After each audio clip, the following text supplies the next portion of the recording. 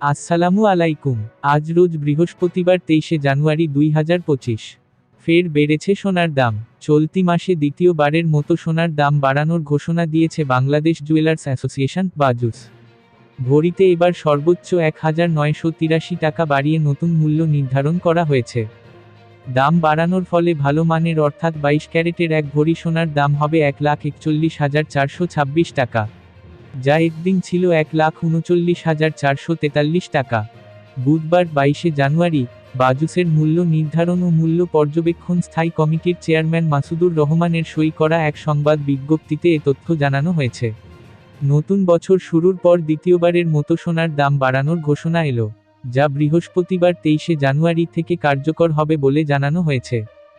দাম বাড়ানোর ফলে সবচেয়ে ভালো মানের বা 22 ক্যারেটের প্রতি ভরি সোনা 1,41,426 টাকা, 21 ক্যারেটের প্রতি ভরি সোনা 1,34,999 টাকা, 18 ক্যারেটের প্রতি ভরি সোনা 1,15,719 টাকা এবং সনাতন পদ্ধতির প্রতি ভরি সোনা 95,061 টাকায় বিক্রি করা হবে।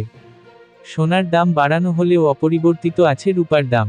ক্যাটাগরি অনুযায়ী 22 ক্যারেটের প্রতি ভরি রূপার দাম 2,578 টাকা, 21 ক্যারেটের দাম 2,449 টাকা, 18 ক্যারেটের দাম 2,111 টাকা এবং সনাতন পদ্ধতির রূপার দাম 1,586 টাকা। বাজুসের তথ্য অনুযায়ী, সোনা ও রূপার অলংকার কিনতে গেলে ক্রেতাকে নির্ধারিত দামের সঙ্গে 5% ভ্যাট ও 6% মজুরি গুনতে হবে।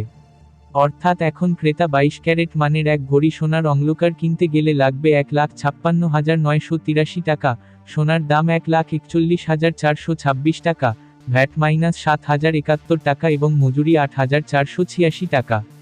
এর আগে গত 15ই জানুয়ারি সোনার দাম প্রথমবারের মতো বাড়িয়েছিল বাজুস, যা 16ই জানুয়ারি কার্যকর হয়।